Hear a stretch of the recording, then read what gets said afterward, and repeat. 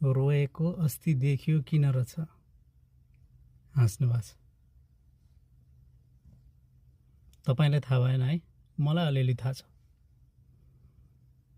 जुन अस्ति सेप्टेम्बर 8 और 9 मा जेन्जी आन्दोलन भएको थियो नि नेपालमा, त्यो आन्दोलनलाई हर्क साम्पाङले समर्थन गरेका थिए।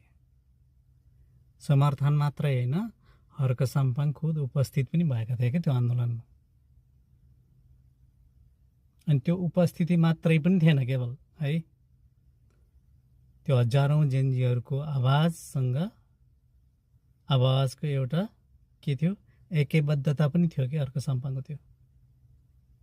अनि उहाँको त्यो उपस्थितिले धेरै नेपाली जनता जेन्जीहरूको आशा र आत्मविश्वास पनि बढेको थियो त्यो हर्क साम्पाङको उपस्थितिले है।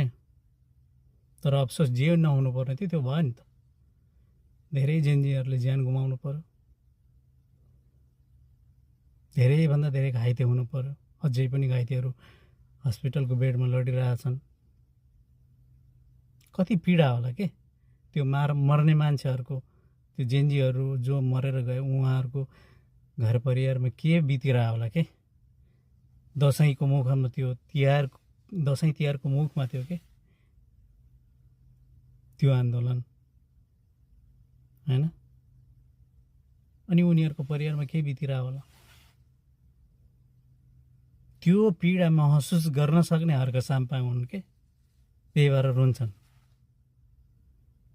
एउटा कोमल हृदय भएको मान्छे हुन् हर्क साम्पाङ। अरूको पीडा महसुस गर्न सक्ने मान्छे हुन्, त्यही भएर रुए है। त्यो आन्दोलनपछि नेपाल सरकार त पुच्छर लुकाएर दुलोभित्र पसेका थियो नि। कुनै नेताहरू बाहिर निस्केका थिए त्यति बेला? थिएनन्। नेता बनाउँदाहरू पुच्छर लुकाएर दुला पसेका थिए है। एकदमै त्यो अवस्था भन्ने त सोच्नै नसकिने अवस्था भइरहेको थियो। त्यो अवस्थामा पनि देशलाई म लिड गर्छु, यो भत्केको देशलाई म सम्हाल्न सक्छु, जेन्जीहरूको माग म पुरा गर्न सक्छु है भनेर एउटा सिंगल मान्छे धरानबाट काठमाडौँ आएका थिए कि। त्यो मान्छे हो न हर्क साम्पाङ। तर धेरैले ट्रोल बनाए।